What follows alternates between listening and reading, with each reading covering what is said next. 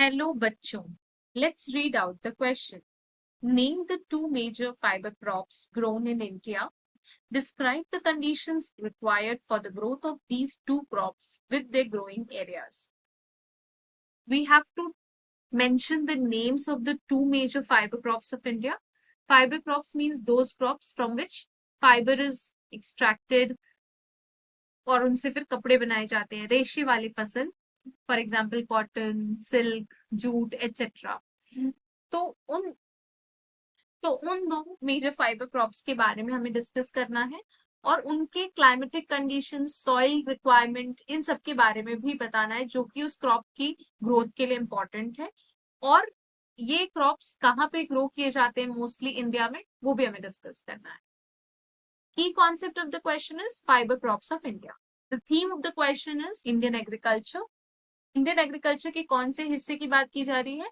Growth of fibre crops. Two major fiber crops grown in India are cotton and jute. Major fiber crops grown in India. ये बहुत ज्यादा large scale पर India में grow किए जाते हैं अलग अलग स्टेट्स में. और cotton and jute plant based raw materials हैं. लेकिन इसके अलावा भी और अदर फाइबर क्रॉप्स होते हैं, for example hemp, silk etcetera. Silk is basically extracted from the cultivation of silkworms, that is animal rearing. It is not plant based.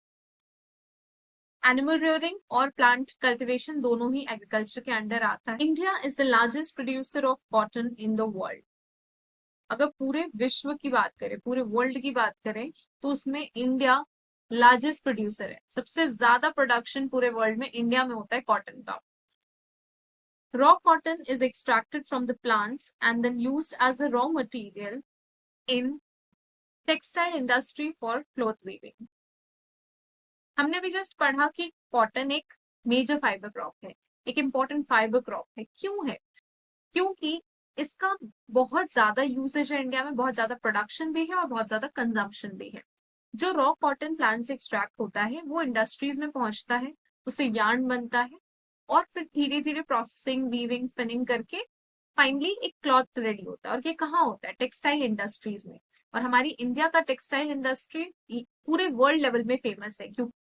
Cotton का तो ऐसा इतिहास है, ऐसा हिस्ट्री है कि जो यूरोपियंस, ब्रिटिशर्स आए थे हमारे इंडिया में और हमें एक कॉलोनी बनाया, वो हमारे इंडिया की तरफ अट्रैक्ट कैसे हुए थे? Because of spices and textiles. और टेक्सटाइल में ज्यादातर कॉटन क्लोथ्स की वजह से. जब हमारा कॉटन क्लोथ्स इधर उधर ट्रेड हो रहा था इंडिया के बाहर, तो यूरोपियंस के पास जब ये पहुंचा था तो वो बहुत ज्यादा अट्रैक्ट हो गए थे. They were like this is something very beautiful and they love the cotton clothes. So they came to India for trade and gradually they started making India the colony. So हम cotton की importance समझ सकते हैं India में. Next let's discuss jute. It is known as the golden fibre in India. ये yellowish golden colour का होता है और वेस्ट बंगाल में इसकी प्रोडक्शन होती है ज्यादातर, तो इसको इसलिए गोल्डन फाइबर बोलते हैं. India is the largest producer and second largest exporter of jute in the world. This is an important fact to be noted. India पूरे वर्ल्ड में जूट का लार्जेस्ट प्रोड्यूसर है और साथ ही साथ वर्ल्ड में सेकेंड लार्जेस्ट एक्सपोर्टर भी है. जो कमोडिटीज हमारे इंडिया में सरप्लस होती है हम उसको एक्सपोर्ट करते हैं फॉर प्रॉफिट पर्पस. तो जूट का जो एक्सपोर्टिंग होता है बाहर में, इंडिया क्या है? लार्जेस्ट, सेकेंड लार्जेस्ट प्रोड्यूसर है. तो इंडिया क्या है? Second largest exporter. यहाँ से जितना क्रॉप एक्सपोर्ट किया जाता है, जूट क्रॉप, वो अगर हम पूरे विश्व में देखें तो सबसे ज्यादा सेकेंड नंबर पर इंडिया करता है. Is used to make bags, ropes, carpets etcetera. Jute एक एक्सपेंसिव फाइबर है क्योंकि इसका प्रोसेस, एक्सट्रैक्शन प्रोसेस बहुत ही डिफिकल्ट होता है, मैनुअली किया जाता है ज्यादातर. और इस फाइबर से जो प्रोडक्ट्स में मोस्टली बनाए जाते हैं वो है jute bags, jute ropes, carpets etcetera. कालीन, कार्पेट्स को कालीन बोलते हैं हम हिंदी में. तो वो सारी चीजें जूट से ही बनती है मोस्टली.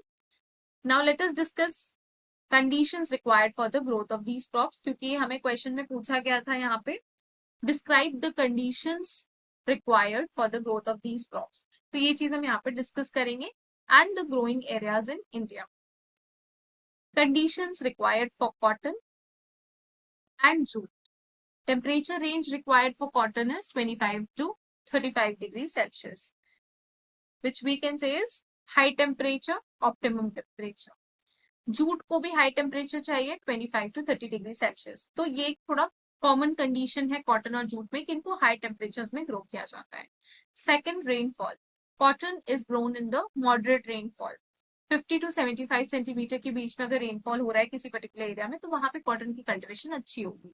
लेकिन जूट को बहुत ज्यादा रेनफॉल चाहिए, 120 to 150 centimetre, which is like quite heavy rainfall. This is water loving crop. Third number, soil condition. Black soil, काली मिट्टी में उगाई जाती है कॉटन को। And jute in the loamy alluvial soil. Loamy alluvial soil मतलब जो एलुवियल सॉइल हमें गंगा वैली डेल्टा एरिया में मिलता है ना, लोमी मीन्स बालुई चिकनी मिट्टी, और वो हमें वहीं पे मिलता है, गंगा वैली एरिया में ही ज्यादातर मिलता है। तो वहां पे जूट का प्रोडक्शन सबसे ज्यादा होता है, which is near the states of West Bengal, Orissa, Assam etcetera. Fertile soil in the flood plains, वहां पे फ्लड प्लेन्स होते हैं। Next, growing areas for cotton and jute. Major cotton producing states are Punjab, Haryana, Uttar Pradesh in North India and Andhra Pradesh, Telangana, Karnataka etc. in South India. यहाँ पे हमने north और south India में differentiate किया है और बताया है कि कॉटन अगर हम नॉर्थ इंडिया में देखें तो पंजाब, हरियाणा, यूपी यहाँ पे ग्रो किया जाता है ज्यादातर, और साउथ इंडिया की बात करें तो आंध्र प्रदेश, तेलंगाना और कर्नाटका ऐसे स्टेट्स हैं जहाँ पे कॉटन ज्यादा से ज्यादा ग्रो किया जाता है। Jute grows best in the states of West Bengal, Odisha, Bihar, Assam, etc. That is near the Ganga Valley Delta region. अभी हमने लास्ट पॉइंट में डिस्कस किया कि एलुवियल सॉइल ऐसे गंगा वैली डेल्टा रीजन में पाया जाता है क्योंकि वहां फ्लड प्लेन्स फॉर्म होते हैं। What is flood plains? Just for your information, we are discussing this. Let's say a river is flowing here, और यहाँ पे मिट्टी है, जमीन है, और ये रिवर बहुत जोर से एकदम वेग में आ रही है, स्पीड में आ रही है। तो क्या करेगी कि ये रिवर जब फ्लो करती है तो अपने साथ साथ सेडिमेंट्स कैरी करती है। सेडिमेंट्स मतलब कुछ रॉक पार्टिकल्स एंड ऑल। तो जब ये फ्लो करेगी और बहुत ज्यादा स्पीड में आएगी तो अपना पानी यहाँ पे लैंड्स पर छोड़ देगी, तो उसके साथ साथ सेडिमेंट्स भी डिपॉजिट होते जाते हैं, और ऐसे इस प्रोसेस में एक लेयरिंग होता है, एक के ऊपर एक सेडिमेंट्स का लेयर फॉर्म होता है। और यहाँ पे जो ये मिट्टी बनती है ना, इसी को बोला जाता है लोमी एलुवियल फर्टाइल सॉइल, जो कि जूट कल्टीवेशन के लिए बहुत ज्यादा हेल्पफुल होता है। Now that we have discussed the climatic conditions as well as the growing areas and the soil required for the two major fiber crops, cotton and jute, I hope you have understood the question well. Best of luck.